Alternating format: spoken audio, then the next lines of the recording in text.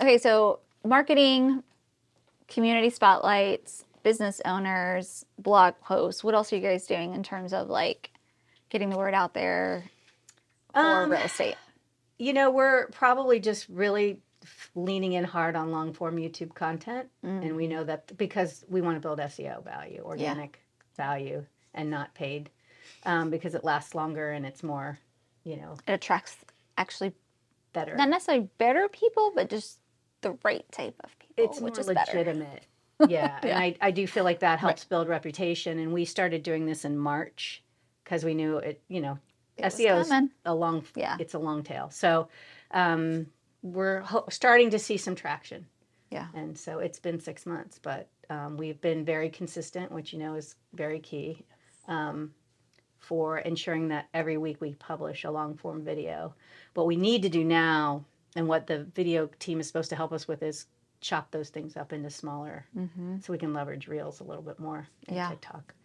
So that's why we do the business spotlights, because we can make them shorter and they're in the right format. They're vertical, not horizontal, so that we can then publish on TikTok. And have you thought about using AI? AI to help you with We do use it to write our scripts. Well, no, to help chop up the videos. What's the name of the program? She was just talking to me about that this morning. Yeah. Which one remember. What's it called, Lil? Is it? I can't remember. Oh, because Connie, Opus. Is it Opus Ellipse? Yes. Connie, my Opus friend Connie Ellipse, told me about that. Yeah. And so she's going to send me the link, or I'll go look it up. And I think Cass had sent one to me too. So we'll have to check that out. So you put in the long form content video and it will give you some really great clips. We're all about AI. Nice. Yeah, I know. AI is the thing. Helping you. Yes, because more bang for your efficient. buck in all that investment you put in the long term. Well, so that's why it's like, I invest in the long form piece, right? Have it beautifully edited by my amazing Lil right over here. Make it look good, sound good, and then it's like, before the AI, I used to personally go in at the beginning and chop it all up. It would take like 3 hours just to chop something up. And now it's like, I could just press a button. Right? And it's smart enough that you're happy with. And it looks good. It puts the captions on there. It's got some good cuts on it. Yeah. Yes. Yeah. Look into it. We'll have to revisit our I might be on our budget, where our budget is allocated. I'm just kidding. But I would say that we've been a brokerage for 2.5 years. And how long have you guys been together? Well, we joined together on the brokerage 2.5 years ago, but we met in 2017 at Pearson.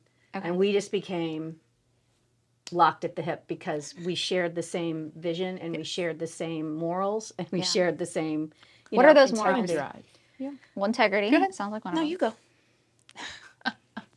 go. So from that standpoint, we both came from a corporate background. So we really believe in treating real estate as a business, right? Unfortunately, we feel like a lot of agents get into it not knowing, they just watch HGTV and they're going to sell some houses. Look at houses all day. You get big paychecks and, right, there's a whole misnomer about the industry. But so we felt that we wanted to help agents learn to build it and treat it as a business. Yeah. So that was super important. We had been, as Maggie said, together at the same brokerage. We learned a lot of great things, but felt that that was part of what was lacking, and somebody helping us realize those next steps in, our career progression. So that was huge. Yeah, and I also think that we're very focused on impact and helping people. And it does sound cliche, but, we've both managed teams, we've both been mentors, and so extending that into this industry, whether it's with a client or with an agent, was a key driver for us because it just makes us feel good, right? Yeah. Like you feel like if you're having an impact, you're providing value, everything else doesn't really matter. Yeah. So, we kind of aligned on that. We kind of aligned on, we're very honest, probably to a fault. No. I don't know. I feel like we have very high level of integrity, and we are never going to pressure anybody to do something that's not in their best interest, and we're never going to pressure anybody to make a decision based on a gain for us. Right. So, we see it in business, right? A lot of people just not really having much regard for anything else but like driving themselves forward and, meeting their goals no matter what. Here's right? my question to you. how do you see the difference between that and the best decision if you want if you're focused just on financial for the client? Because I've heard a lot of people that are like, I wish I would have just did it for three years ago. Yeah. I wish I would have bought my home 3 years ago, but my agent was, you know, just kind of like, we can just keep looking, and then it just fell off my priority list and I just didn't do it. Hearing stories like that, I'm like, if only your agent was like, listen, I can't tell the future, but right now is the best time. And we do that. I mean, we have those conversations, but at the end of the day, it's their decision. Like, I would never want to be in a position where, I would never want to be in a position where, you know, I kind of persuaded somebody to make a decision And that they really regretted didn't, it. regardless of the interest rates, right? Like, there may be benefits of that, but it may not have been the right house. Yeah. May not have been really the right time. Is there ever a right house? Well, there never is. That's what we tell people, right? Like, it's never perfect, but Brand you new know, construction will never be perfect. but I will tell you, during the pandemic, people were compromising, and there is a huge amount of buyer's remorse out there because there was such I see it on frenzy. Facebook. Yeah. And they're All the like, time. it was never shown to me that the roof is whatever. Yeah, because some crazy everybody waived story. everything. Yeah. They waived everything just to get the house. Yeah. So. Yeah, you're right. So it's an interesting industry to be in, and coming from the high tech industry, real estate has been, you know, kind of upended a little bit with technology, but not to the degree that, you know, now AI is coming in, and so we're seeing a lot more shifts in technology in this industry, which I dabbled in it in 2006, 7, and 8, and it was like still paper, like, you know, the listings were in a binder, paper binder, right? Yeah, so you go by the buildings and they have them in the windows. Yeah, so we've come a long way, but it was just funny because I was used to such a high-tech environment, and then coming into this industry was interesting. So do you like it more now as it's shifting? Yes. Okay. I love technology. I love learning new tools. So that's a big thing for me. Like, I'll go in and just like go, oh, that video thing that cuts up short videos, I'm going to look at that today. You're walking out. Like, That's right. she's always driving the ship on that. Like, she's like, hey, I played with this weekend and I did this. And I'm like, okay. Will you teach She's me? got kids. She's got other things. Yeah, but mine are older. They're older, but That's awesome. So you do like that, because a lot of people, well, I guess it depends on like your age and technology savviness, because I'm hearing from agents that either love it or they absolutely hate it because they feel like it's taking away some of the value that agents were previously able to provide. Now the consumer is able to get that without them. Right. There's a lot more data available for sure. Right. But, you know, I was going to elaborate on this earlier. The whole idea of AI, though, that AI is not going to actually be able to counsel you, right? They can't give you advice. I mean, that's the way we interact with people, right? We're not, Maggie and I both will say we're not salespeople. We really want to be an advisor, a consultant, and that's how we approach our relationships with clients. And you just have to learn how to shift your role, right? Now your role is to help interpret the data, because they have access to almost all the data that we have, right? Yeah. But they don't necessarily have the background to interpret it, understand what it means. That's not their full-time job. So, you know, I think it's just figuring out how to adapt with that to be relevant. Yeah. So. I think it's, at the end of the day, it's a good thing for the consumer. It may not be the best thing for this role, but at the end of the day, like she said, it's really about where do you add value then, right? Yeah. And how do you approach the situation? Because I don't feel like we're ever going to be disintermediated as a person-to-person kind of business and role. So, you know, I know a lot of people are afraid that, you know, we're just going to be, you know, erased from the whole equation. But I just feel like it's such a personal, I mean, half the time we're psychologists. We're like talking people off a ledge. We're like, you know, like it's okay, you know. But I think that that's a value that you can provide that's never going to go away. Especially because when you said, like, they don't do this every day. They do it maybe 1 or 2 times in their lifetime. You have a team though, right? Or is it just you two? We have a brokerage. We have, we have a few agents now. We had a lot of agents, but, you know, realizing that half of them didn't want to work and they thought it was easy, we made a pivot. And so now we have a handful of agents, but they're all relatively new. Okay. So we're still So you're kind still of training. sitting on the both sides of the fence there. Yes. I was going to say, what made you decide to go that route? But it sounds like you're trying to figure out if you want to go that route. Or are you committed? We're committed. Because this is publishing. Yeah, no, we're 100% committed, and I think that we thought it would be easier to find the right people for the culture we want to build than it really is. What type of culture you want to build? We really want to be an agent first, help each other kind of culture where we're all in this together. We're all sharing our ideas so that we can all be better. We're all supporting each other to build our respective businesses, and we're treating each other as business partners. And so I think, we have some work to do on that. Honestly, we've learned a lot. But it is a hard place to be when you have to pay the bills and there's not enough income coming in to pay your personal bills. So you have to continue to stay in the mix of being an independent agent. Yeah. So, I would say, I feel like I said it all. yeah, that's pretty much it, right?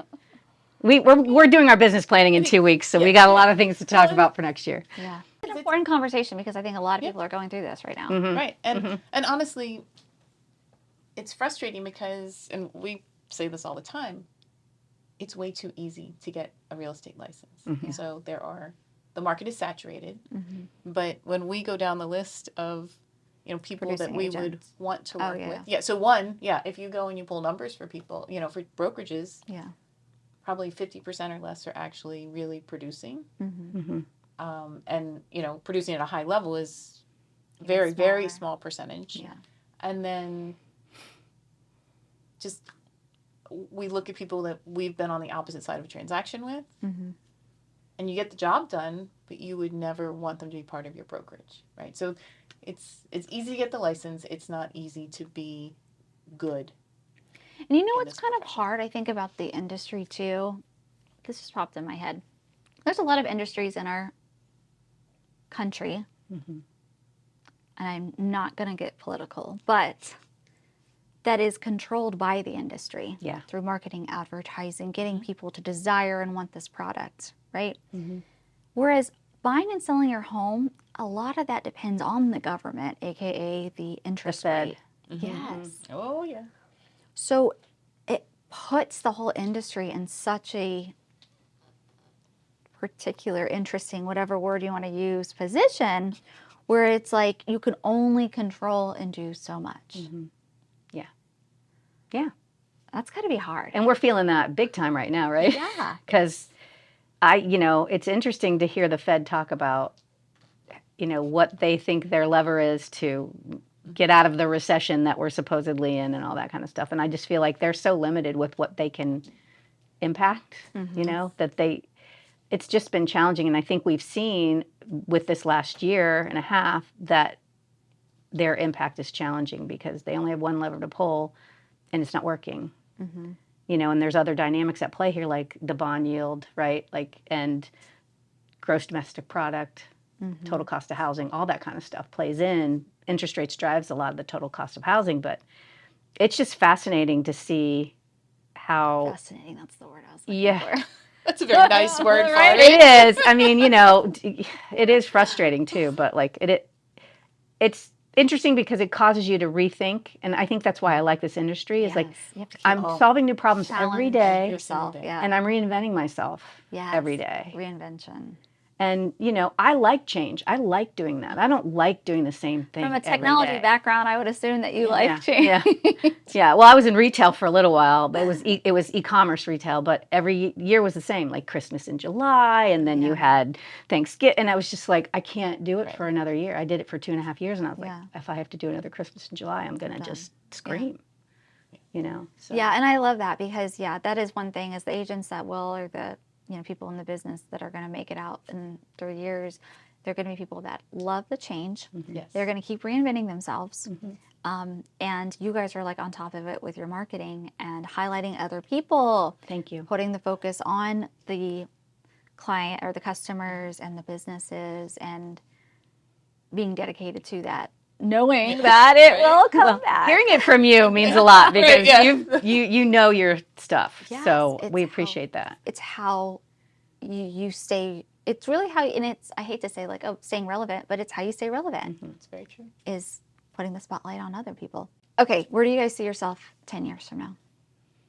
Oh. Should we do Maggie's visualization? Do you want to answer that? And then I'll just append. Oh, gosh. 10 years. Wow. You're going to cry? No, because it's not personal. Okay. No, so little inside joke. There's a visualization. This was several years ago. Geez, probably 2018, 2019. Yeah. We went to a seminar, like a 3-day seminar, and it was all about business planning, but part of that was this visualization exercise. And we literally are in, like, it's a hotel. It's like a big conference room, right? There's hundreds of people in there. You're supposed to close your eyes, and he walks you through this whole visualization of, where do you see your 5 years, 10 years, 20 years. Who's at the table? What what are your kids doing? Yes, like, so I'm going to kill you now. Her core value is family. Like, there is no question about it. Yes. But, and this is ridiculous. This is what happens. And, but I mean, it wasn't just me. I mean, it was an entire conference room. But not like her. But, thank you. But it like, I never expected that kind of thought process to be that emotional. And so now it is this running joke. And we do it every year as part of our business planning that we do with other agents. That's coming up in 2 weeks. Yes, 17. October 17th. Yeah, so that we're doing for other agents. And then our own internal, just the two of us, is later that week. But anyway, so visualization is like a trigger word for me. Yeah. And thinking about the future in 5 or 10 years or 20 years. But but so down the road. You're like, now that I'm triggered, let's continue. Well, and I've talked myself through it. Yes, you're good. And I really, Maggie, I give you all the credit because she really is the one that has the vision, right? I'm along for the ride. I'm here to support the ride. But no, but you're driving the bus. Yeah. No, you believe in the vision. Yes. No, she's got the roadmap. And we have the, like, our vision and where we want to go aligns really well. But she is much more the big thinker. Like, I don't know, she has that ability. But regardless, it's more than just about being a little boutique brokerage here in Leesburg. Yeah. Right? We want to grow. We want to have other offices and other locations. Mm-hmm. This product-based lady wants, a whole other business line, which I think is fascinating, and I'm going to learn all about that. Well, it was the brand was designed to be a lifestyle brand because I came from that, and I was so excited to be able to build my own brand. And it's designed so that there can be product extensions off of it, whether it's service-oriented or physical hard good products. Mm-hmm. And that's kind of where I'd love us to go. Mm-hmm. We just have to get the brokerage side of it up, humming and running, and have some really good people that want to build it with us. Because you're not trying to step away from the business. You're trying to build, and then all of these are just going to help. Right. And the whole idea is to build opportunity for other people that have the same kind of desires, right? Like, that's part of the structure of our brokerage. You can come in and you can be an individual agent, but we've got a structure in place for you to build your own team, to open your own office, like, because that's what we wanted. We didn't feel like we got other places. And so that was really important as we started shaping the business to provide those opportunities.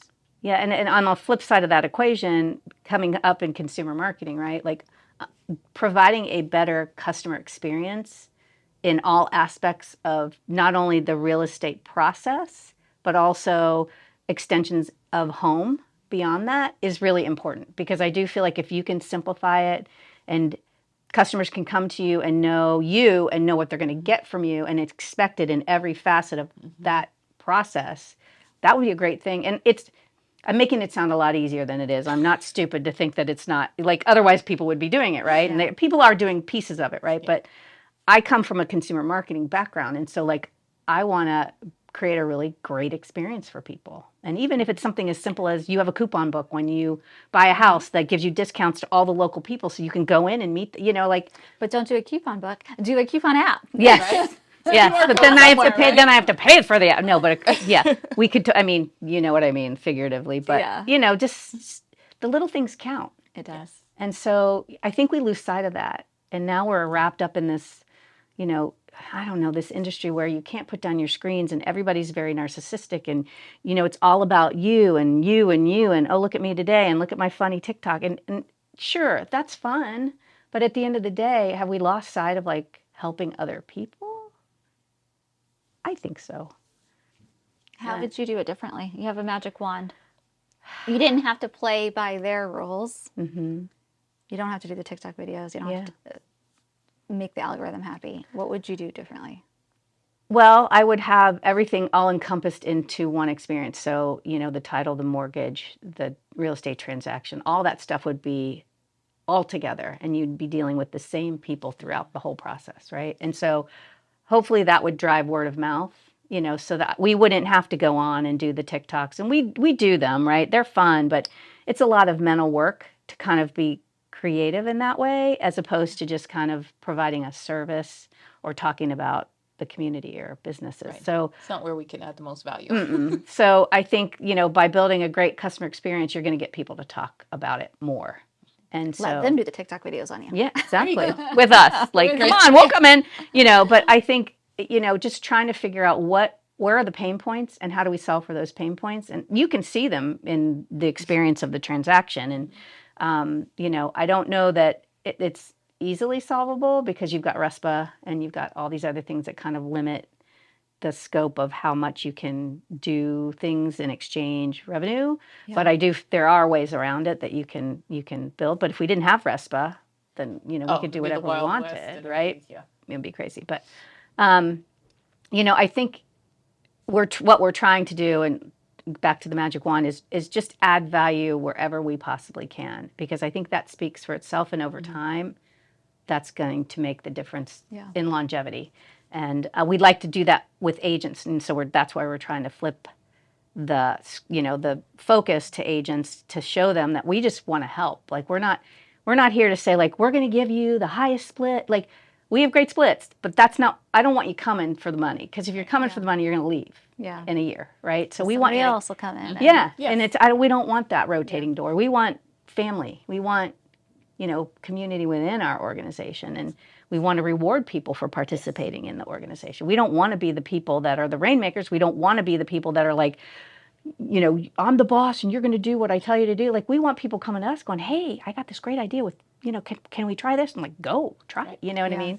I mean, that's the ultimate dream, is like, have a good group of people aligned on the vision, supporting each other to get there, and all getting really rich as a result of it. That's a nice little side benefit. Yeah.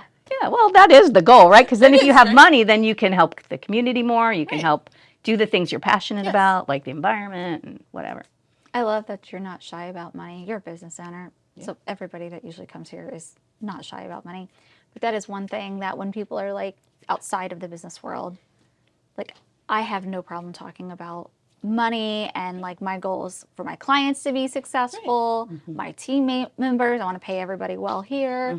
It's like, if you have issues about money, do you not understand that that's how we give back to the community? That's how we're able to give raises to the team members and to employ more people, hire more people. Exactly. So it's a good mindset. Yeah. So I mean, I think we've got a ways to go, but we're going to get there.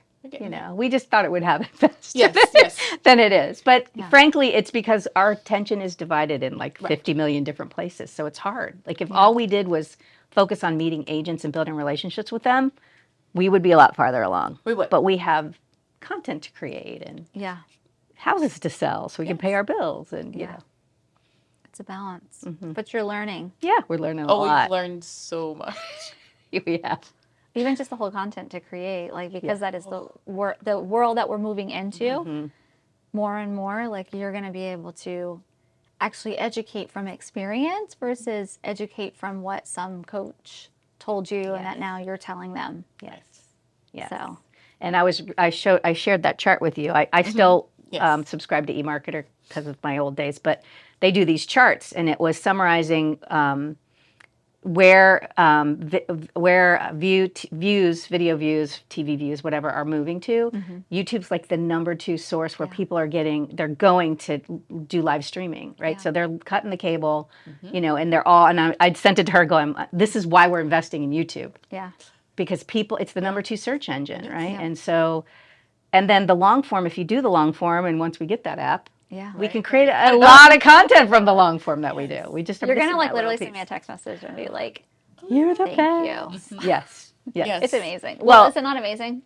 Me? Yeah, isn't that amazing? Opus, I love it. She's the one. She's She's doing her thing. She's doing something with it, yeah. Look, I know. she's I know. nodding. I know why she hesitated because there were a couple of like, where it's like a whole minute where it just said and Lil's like, I was like, did I actually do that? I say Did so you a lot. publish it? I really say She's like, so a no, lot. you didn't say that, but the captions just had it. Oh, we were just editing captions on a video before we came over here, and the things that it changes. It's like, this pretty is funny. inappropriate. I cannot post this, I know. but it's funny. I know. Well, she adds blooper reels now to I the do. end of our videos. Yeah. Because they're, I mean, you know, Yeah, you want to be human to Your people, right? personality, Like, yeah. we're not here to be the talking head experts, like serious people, Right. right? We do not look like newscasters, No. that's for sure. Yeah. But we have a lot of fun when we videotape together. Yeah. So, I love that you called it videotape. what am I supposed to say? Video, Film, film, video. Okay. You can It's say like we're not videotape. supposed to Say leave videotape. voicemails either. Yeah. What's it? Oh, right. Oh. Yeah, I If left you don't one leave the me a other day, voicemail, and I am not calling you back. Right. And as I'm leaving it, I'm like, yeah, so apparently I'm old because I'm not supposed to leave voicemails I leave anymore. voicemails all the time. Is that like something that's like, Apparently, it's the young folks don't do it. they just text after? No, How they about don't as a even text landline? after. Oh, Yeah. And I'm like, what am I supposed to do with this? Like, Yeah. Yeah. If I have you a missed called call me. for you, I don't answer. Yeah, I don't. If I can't, Or I mean, I answer- don't call back. I don't No. either. Especially if I don't have it. Right. If you text and say, "Hey, can you call me?" I'll call Yeah. you back. Yeah. But if you just called me, I didn't pick up, and you didn't leave a voicemail or I'm a not text calling message, back. I'm I'm not not that calling curious. No. Especially with all the spam calls. Yes. At least some of them are marked potential spam. You know, back. Yeah, I love that's it. so hard though, because right, I mean, I know. you As a can't- real you can't estate answer agent, everything. You you're have to like, answer Could be an everything, right? opportunity. yeah. Right? Well, no, there's like an area code 276 that calls in 5 times a day. And so now we know when that, nobody even answers. It's just click. Oh yeah, it's Yeah. like a robo. Yeah. You kind of want to pick it up and go, We've done that. yeah. I have when I'm in a sassy mood. Yes. But then I don't feel good afterwards. And I don't say anything mean besides like I'll just start asking them questions. Why are you calling me? Take Yeah. me off your list. Yeah. Yeah. Unsubscribe, please. Yes. All right. Any advice for business owners, not just real estate agents, but just parting words? Any advice for people that have the same hearts in terms of wanting to not just make money, but really create an impact and build something that's worth building? It's a lot harder than you think it's gonna be. Timeline. It You gotta is. have a plan Yeah, you do have to. because it's not going to happen just because you want it to happen. So you have to be smart about where you're allocating your resources. And I'm not saying that's easy because I No. think we still struggle with that. We do. But But we're so much better than we were. yeah. And be like, just give yourself grace. Like, I'm not good at that, but you can't build, what does it say? Rome wasn't built in a day, right? Yeah.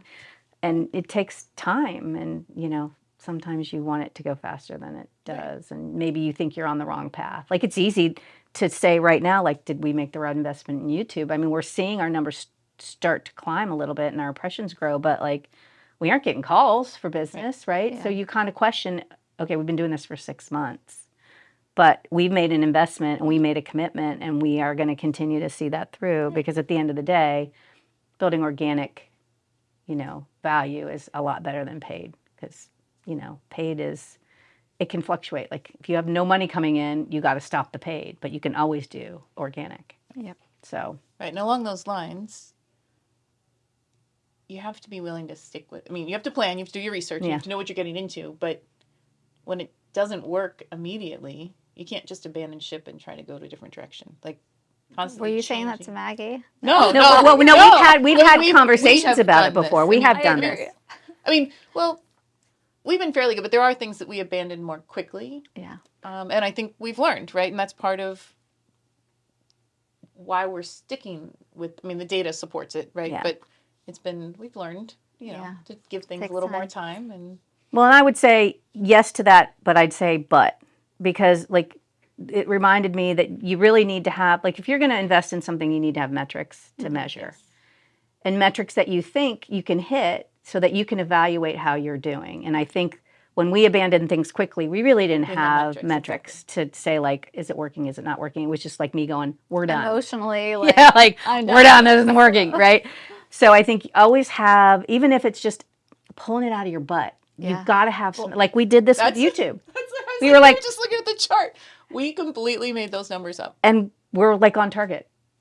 and they're Like not the goal big numbers? in terms Yeah. of like Okay. views, video views, subscribers, views per video, Yeah. length of time watched. So we had all that mapped out before we started, so that we just would have a gauge, right? And we had no idea.